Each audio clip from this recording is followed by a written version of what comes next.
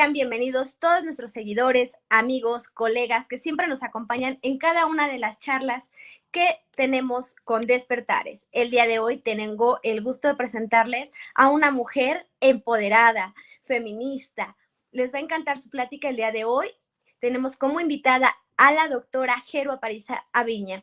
Ella es psicóloga clínica por la Universidad Autónoma de México, maestra en victimología por el Instituto Nacional de Ciencias Penales, INACIPE, feminista, defensora de los derechos humanos, cuenta con la maestría interinstitucional en derechos humanos, ha ostentado los cargos de directora general para Vida Libre de Violencia de la Secretaría de las Mujeres de la Ciudad de México, directora del Sistema de Coordinación de Unidades del Instituto de Mujeres de la Ciudad de México, subdirectora de Vinculación Interinstitucional en la Fiscalía General de Justicia PGR y subdirectora en el Centro de Atención Victimológica y Apoyo Operativo de la Fiscalía General de Justicia de la Ciudad de México. El día de hoy me da un gusto presentar a nuestra amiga en este espacio, la doctora Jero Aparicio.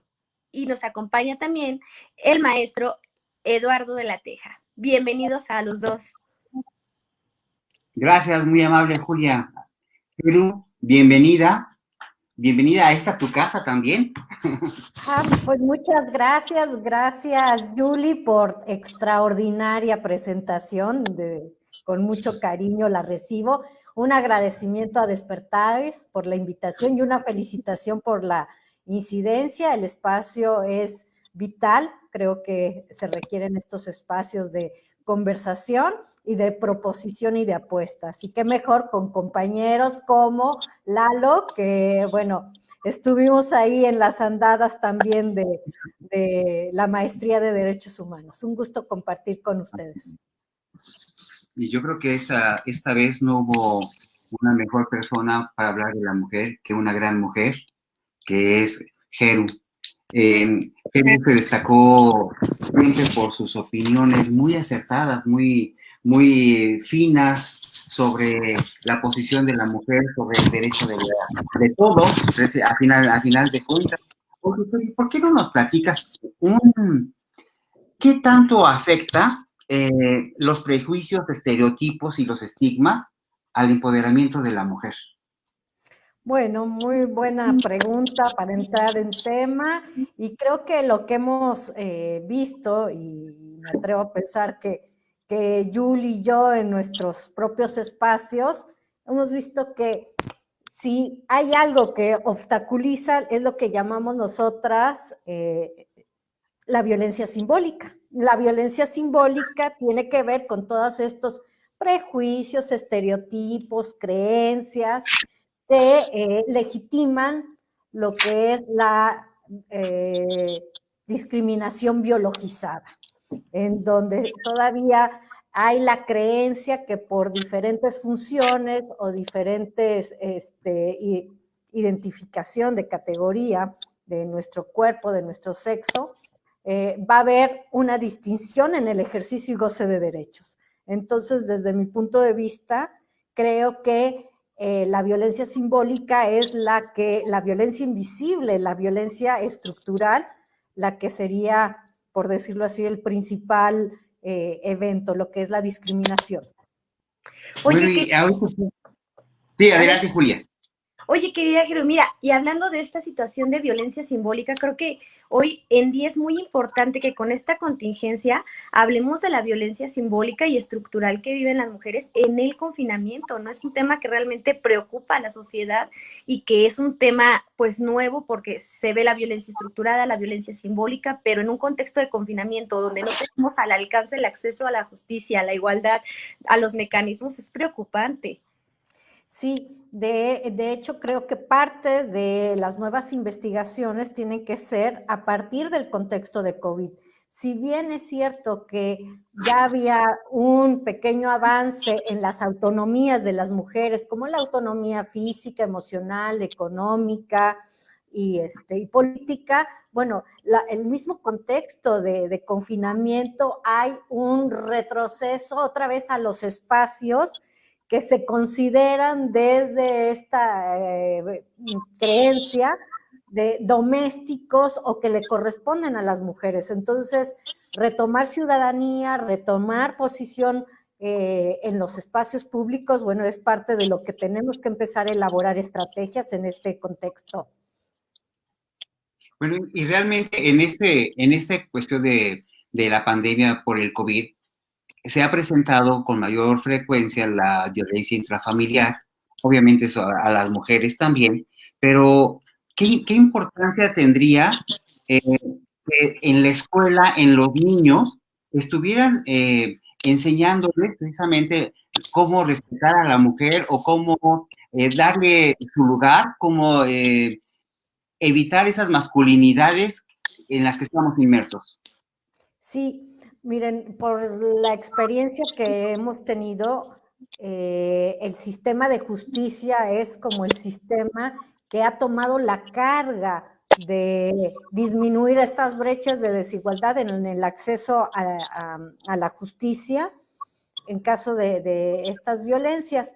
Y realmente debería ser un abordaje interinstitucional en donde todas las secretarías o todas las instituciones del Estado planteen políticas públicas para no nada más a la atención a la violencia de género y a la violencia contra las mujeres, sino también estrategias y acciones y políticas públicas enfocadas a la disminución de estas brechas.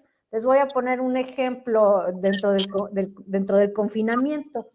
¿De qué sirve tener, bueno, estos derechos a la igualdad sustantiva si no se cuentan con políticas públicas que ayuden al empoderamiento y a la autonomía de las mujeres, por ejemplo, como un sistema de cuidados?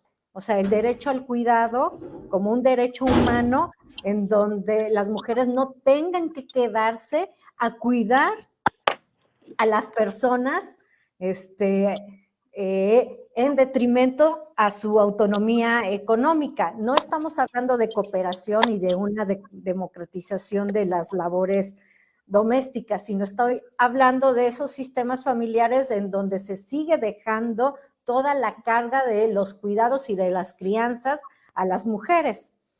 Y en el contexto de pandemia, pues hemos visto que ellas han tenido una doble o triple carga de jornada, porque además del desempeño en su trabajo, tiene que ver la crianza y la escolarización de sus hijos, hijas, y aparte, si es que se atraviesa una circunstancia de enfermedad, también ellas otorgar estos cuidados. Entonces, bueno, eso es parte de una estrategia y una acción que podría trabajarse. Claro, pero aparte es complicado. ¿Cómo hacemos realmente estas políticas efectivas en el contexto del confinamiento para que lleguen a estas mujeres que tal vez siguiendo estos patrones, esta estructuración social, pues es complicado porque tienen hijos, atienden casa, tienen trabajo, es realmente complicado. Jero, ¿tú cómo adviertes que sería posible pues aplicar estas políticas o estrategias de reestructuración de masculinidades, de apoyo a la mujer? Pues más que nada, para crear la igualdad sustantiva, lo que sí requerimos es, como comentaba Lalo, o sea, desde sí la educación, pero la educación implica tener personas académicas especializadas, capacitadas y sobre todo que completamente bien posicionadas en el derecho a la igualdad de las mujeres, porque de qué sirve que les des, digamos, la responsabilidad de una educación a niñas, niños, si tu sistema de creencias o el sistema de creencia de los académicos, de las personas docentes, sigue siendo sesgado, sigue siendo en discriminación, en prejuicios, en estereotipos. Entonces, eso no abona. ¿Qué tiene que ser? Una educación realmente con un enfoque de derechos humanos y de perspectiva de género. Entonces, ¿qué hay que empezar? Bueno, pues con las siguientes generaciones, no porque las actuales no se pueda ver un trabajo de deconstrucción, pero es mucho más sencillo empezar a trabajar con estos derechos desde la niñez. Entonces, creo que tenemos una gran oportunidad cuando dentro del sistema de educación, dentro de las currículas, se puede hablar de estos derechos a la igualdad, de esta perspectiva de género y también de la deconstrucción de masculinidades. Algo y lo siento como muy importante, las políticas públicas deberían de ser elaboradas por personas como tú, que están inmersas en estos problemas, que conocen la evidencia, que conocen los problemas y conocen la ley, y que de tal manera que pudieran aterrizar precisamente para encauzar todo lo demás. ¿Qué opinas? Esto que planteas es también lo deseable, y les voy a contar un poco de las estrategias que se crearon en su momento en la Secretaría de las Mujeres de la Ciudad de México, en donde ¿a quién tenemos que escuchar? O sea, ¿de dónde tenemos la información acerca de dónde hay que incidir en las políticas públicas? Pues irte directamente al territorio. ¿De qué sirven estas mesas académicas especializadas, por ejemplo, si realmente no estamos trabajando con la población a la que requerimos llegar en las políticas públicas? Entonces es como el trabajo con las víctimas. O sea, puede estar las personas responsables del sistema jurídico, fiscalía, poder judicial, las instituciones como la Comisión de Víctimas, y siempre digo, bueno, ¿y las víctimas? O sea, las víctimas se representan ellas solas, independientemente de que cuenten con asesoría jurídica o sus abogados, es importante siempre escuchar, porque la persona que resiente el menoscabo de derechos humanos también tiene la solución. Y te dice, bueno, pues yo lo único que quiero, por eso lo que les comentaba de un sistema de cuidados, un sistema nacional de cuidados, una institución que se haga responsable de garantizar el derecho al cuidado de todas las personas para que esta carga no quede en los cuerpos de las mujeres, en donde tienen que obstaculizar su derecho al desarrollo, el derecho a la educación, el derecho al trabajo, la autonomía económica, porque hay todo un sistema que desde el imaginario social o en la representación social le exige que siga cumpliendo este rol. Y es lo que se llama el famoso techo de cristal y suelo pegajoso, que son los términos que se emplea para designar estos fenómenos. Creo que Eduardo acaba de tomar un punto muy importante, querida Jeru. Creo que es importante, sobre todo la especialización de estas personas que tienen que diseñar las estrategias, que tienen que diseñar las políticas públicas, pero también los operadores de las mismas, ¿no? Así es, o sea, la sensibilidad y el enfoque que se le tiene que dar es básicamente no nada más como una obligación de las personas del servicio público, de cualquier institución, sino lo que buscamos es que aquellas personas que tengan la responsabilidad de primer contacto en la garantía de derechos humanos realmente sean personas formadas y con vocación. Ahora que está muy de moda lo de la certificación de competencias y demás, bueno, o sea, es muy adecuado tener dentro de estas mismas competencias estas habilidades de comprensión hacia la experiencia, por ejemplo, de las víctimas, a experiencias de mujeres en condición de precarizadas, o a esta mirada interseccional donde podemos identificar que no nada más son mujeres urbanas, blancas, clase media, sino que hay toda una diversidad de población y de mujeres. Entonces, las mismas políticas públicas tienen que contar con este enfoque especializado y diferenciado, porque el derecho a la igualdad y el desarrollo es diferente para mí, Jeru Aparicio, de tanta edad, con tal trayectoria, que para Yuli, que para una niña de primaria o que para un adolescente de otro estado de la República. Y algo que está pasando ahorita con lo del COVID, por ejemplo, ¿no? Ahora es la madre que también es trabajadora y que se convierte en maestra y que al mismo tiempo es la cuidadora, como estás diciendo, que nos están contando miles de cosas que de alguna manera, si tiene una pareja que realmente le ayude o le coopere, perfecto, pero si no, se le complica más aún todavía. Claro, porque es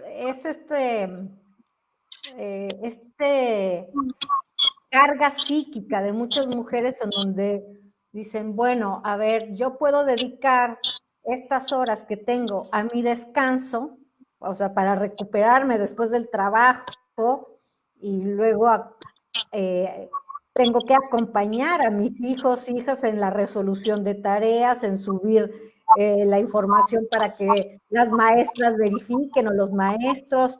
Entonces, sí estamos viendo que hay una sobrecarga cada vez más compleja y la invitación también a las instituciones a que se empiece a trabajar con las masculinidades. O sea, a veces dicen, bueno, pero ¿por qué hablar de masculinidades?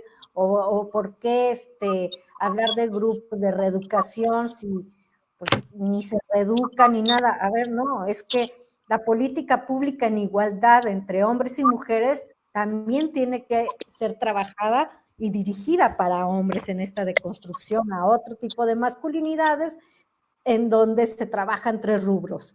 Los rubros que trabajamos para la igualdad sustantiva es la responsabilidad de los hombres en su autocuidado y en la gestión de sus servicios, donde no dependan de otra mujer pues para todo lo que es la supervivencia material, ¿no?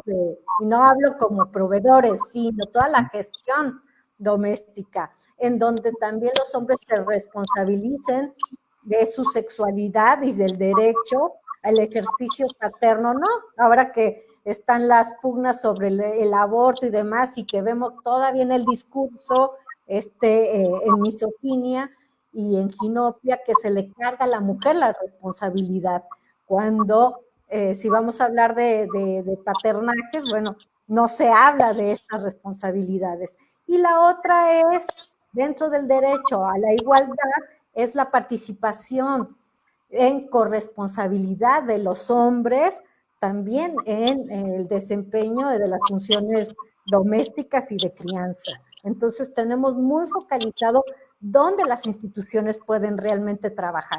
Ahora, estamos en espera porque pues si hay un marco jurídico, hay un marco legal, bueno, ¿qué se espera? Pues que realmente haya políticas públicas no desconectadas, no desarticuladas, sino que sea a nivel, como les decía, interinstitucional y desde el criterio también de gobernanza, donde participe organización social y civil y la academia. O sea, creo que tenemos muchos puntos y muchas áreas de fortaleza para empezar a incidir dentro de este contexto de pandemia. Querida Jeru, y mira, hablando de este tema de construcción de nuevas masculinidades, que ahora en este contexto, bueno, se empiezan a ver que los roles se empiezan a cambiar porque la convivencia es todo el día en casa y trabajar desde casa y ciertamente sí existe una carga para las mujeres, pero ¿cómo empiezas a trabajar estas masculinidades con los caballeros desde casa en este contexto de academia? Porque digo, es muy complicado que un ser humano se dé por sí mismo cuenta de aquellos patrones estructurales que está repitiendo y cambiarlos. Se necesita tener una conciencia muy lúcida, tener ya una preparación, no puedo decir hasta académica, para poder identificar esto y empezarlo a trabajar de manera interna. ¿Cómo lo trabajamos con los hombres que se encuentran hoy en casa y están tratando de involucrarse? Muy buena reflexión, pero yo siempre digo, a ver, hay una frase, quien vive privilegios, la igualdad la vive como opresión. ¿Qué quiere decir? Que muy difícilmente, Julie, o sea, vas a tener un grupo de hombres que dicen, creo que es momento en que yo me vuelva más participativo y sería bueno. O sea, no, porque desde el ejercicio de poder reconocemos que quien ostenta estos privilegios y quien en su representación social configura a las mujeres en subordinación o que va a haber otros cuerpos en subordinación, pues no le quieren dar esta responsabilidad. Entonces es por eso que necesitamos las políticas públicas que refuercen las autonomías de las mujeres. O sea, porque son las mismas mujeres las que en la exigencia de sus derechos humanos han, digamos, en esta resistencia, pues como consecuencia, los hombres se sienten interpelados también, y es por eso que también ha habido organización, porque todos buscamos pues la vinculación en buenos tratos, ¿no? El trato digno y demás, bueno, se construye diariamente y en colectividad. Entonces, sí es importante el trabajo con las mujeres en estos rubros del derecho a la vida libre de violencia, que son las autonomías, para que también los hombres empiecen a deconstruir, buscar alternativas. El trato digno como respeto es básico, supongo. Sí, claro, porque mira, en mi experiencia con hombres que ejercen violencia, muchas veces ellos no identifican las violencias, están tan normalizadas y naturalizadas que estas violencias simbólicas o micromachismos que les llaman, no las identifican. Piensan que la violencia es la física, golpes, y la violencia sexual, y de la cultura de la violación en sí. Pero cuando me dicen, no, yo no soy violento, o sea, tengo mi carácter, tengo mi mal genio, pero yo no la violento, siempre les hago esta pregunta a reflexionar. Bueno, si tú dices que no ejerces violencia, si no generas violencia, dime cuáles son los buenos tratos que otorgas que no tengan que ver con la proveeduría. Y parece mentira, pero, o sea, lo que sería el trato digno, o sea, a veces lo quieren resignificar como trato de enamoramiento o de amor o de cuidado, cuando digo, no, es el trato digno para toda persona. El que la escuches, dicen, es que la escucho cuando me habla, y yo, sí, es un trato digno que merece toda persona. O sea, dame ejemplos de que hay una responsabilidad afectiva con tu pareja. Y empieza así el grillito, cri, cri, cri. O sea, porque se confunde, fíjense, el trato digno como la ausencia de violencia. Y no le digo, a ver, no, el trato digno, el trato de persona humana, o sea, no quiere decir, o sea, es para todas las personas, es el piso mínimo de reconocimiento, el respeto a la dignidad humana.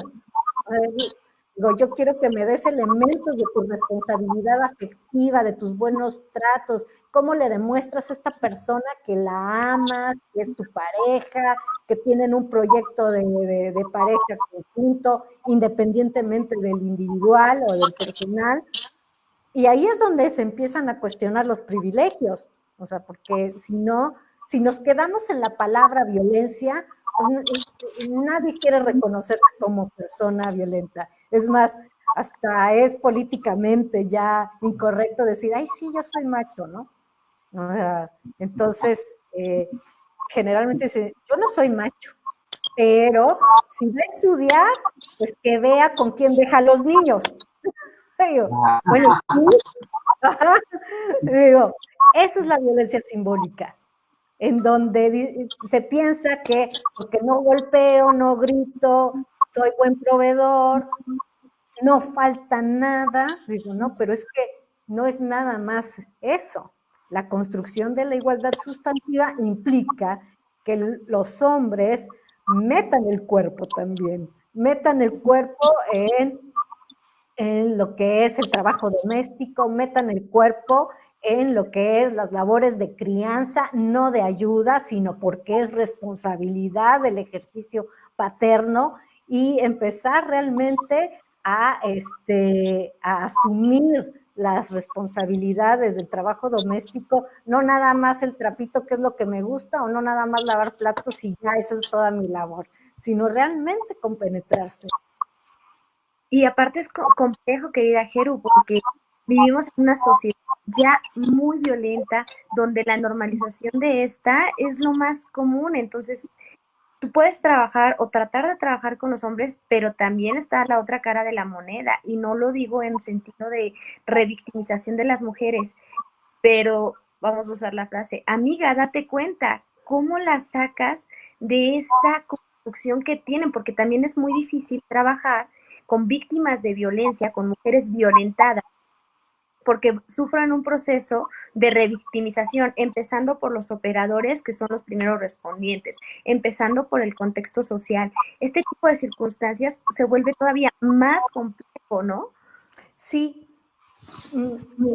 me parece que hay una obligación de las instituciones de garantizar el acceso a la justicia, investigar, sancionar y reparar el daño en caso de violencia familiar, violencia doméstica.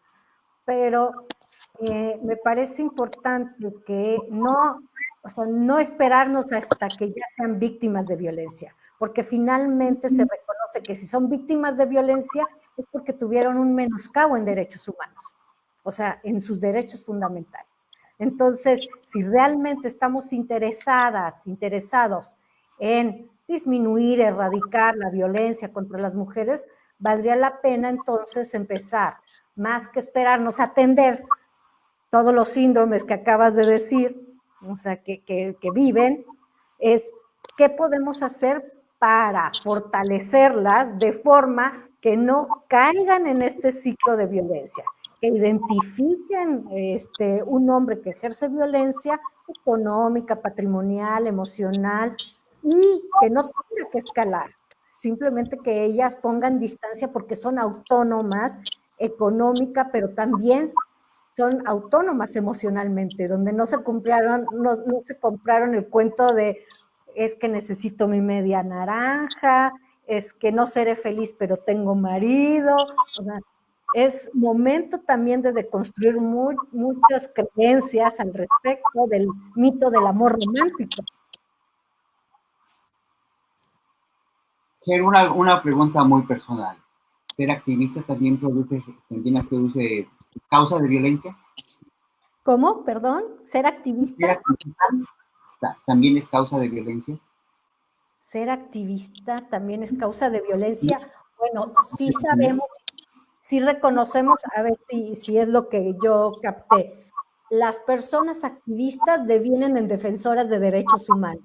Luego, entonces, al ser defensoras de derechos humanos, sí corren un riesgo, ¿sí? Porque son las que se pronuncian, son las que exigen, y entonces reconocemos que hay un riesgo para aquellas personas defensoras de derechos humanos, como lo hay de periodistas, que son como las dos actividades que se ha identificado que corren riesgo, porque son las que señalan al Estado las falencias que tiene en la obligación de garantizar y proteger estos derechos.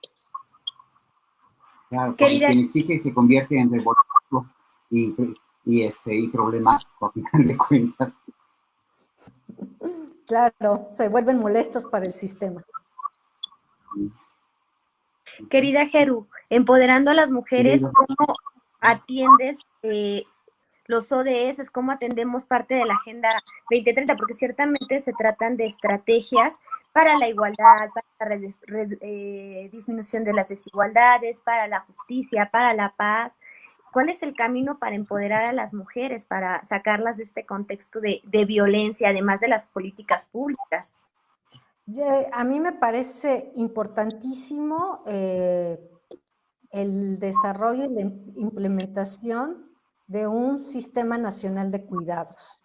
O sea, porque es muy complejo que una mujer se lave las manos de este adoctrinamiento ancestral de ser la responsable de los cuidados dentro del sistema familiar. O sea, por más que los hombres sean sensibles, desconstruidos, empáticos, hay toda una carga psíquica ancestral que pesa sobre el colectivo de las mujeres en donde se les asigna esta responsabilidad. Entonces, me parece que si realmente el Estado y dentro de los OTS se quiere crear una política pública en disminuir la brecha de desigualdad, sí tendríamos que estar pensando en un sistema nacional de cuidados. O sea, estos espacios, estas políticas públicas que promuevan el derecho al cuidado de forma que las mujeres puedan tener, o sea, ese espacio destinado al cuidado de otros, o sea, pueda ser empleado también en su derecho al desarrollo y a sus autonomías. Cuéntanos un poquito cómo funciona este Sistema Nacional de Cuidados para que también nuestros seguidores que hoy nos ven, pues se vayan familiarizando con esto. Suena muy interesante y sin duda es necesario. Sí, miren, está planteado, por ejemplo, en la Constitución de la Ciudad de México, en donde ya hay estos esbozos, en donde el sistema de cuidados tiene que ser una institución. Muchos dicen que podría ser Civiso, o sea, la Secretaría de Bienestar Social, la responsable de llevar esta política pública. Entonces, acá en Uruguay, el Sistema Nacional de Cuidados es la institución que se responsabiliza, por ejemplo, de la supervisión de todas las estancias infantiles. O sea, y donde cada segmento de niños, niñas, o sea, hasta los 3 años, bueno, tienen garantizada un servicio de estancia infantil o un centro de aprendizaje infantil, que les llaman CAIF, y posteriormente hay otro segmento etario para cuando están en educación primaria, que no nada más vayan a la escuela, sino si las mamás trabajan, o sea, puedan ser dejados en estas estancias 4 horas, 5, en lo que mamá, papá trabaja, y también hay una vertiente para personas adultas mayores o para personas que están en una condición de vulnerabilidad por alguna discapacidad, por alguna enfermedad. Tú llamas y, a ver, por ser ciudadano, yo requiero que me manden una persona con apoyo psicológico que me acompañe, o tengo un enfermo, necesito que venga alguien, pero no es el derecho a la persona como para irse a cuidar. Por eso se llama el derecho al cuidado, es para la persona que necesita ser cuidada. ¿Sí? Necesita ser cuidada. Un bebé, unas niñas, niños, personas adultas mayores que estén en una situación de enfermedad, de discapacidad, son ellas las personas que en esa circunstancia de vida se le exige a las mujeres de su familia que los estén cuidando. Entonces, una mujer no puede agarrar y decir, pues dejo a mi hijo enfermo, o dejo a mi papá que no puede caminar. No, o sea, terminan renunciando a su trabajo porque dicen, es que tengo que quedar a cuidar a mi mamá, a mi papá, a mi hermano, a mi hijo enfermo. Ahí es donde entran las políticas de este sistema estatal o Sistema Nacional de Cuidados. Les invito a googlear las políticas públicas de Uruguay, donde ya está instalado este Sistema Nacional de Cuidados, así, Sistema Nacional de Cuidados de Uruguay, y que se vea lo que serían los programas, las políticas públicas, cómo te puedes inscribir y de ese modo, o sea, poder vislumbrar este tipo de incorporación de políticas. Pues yo creo que ya cumplimos con nuestro objetivo de esta noche. Y es para mí un placer agradecerles a ambas, Julia, a Heru. Es un placer haber compartido con ustedes este momento. Si hay alguna pregunta, por favor, me piden pasar. ¿Perdón? Sí, quería saber eso, si había preguntas, comentarios.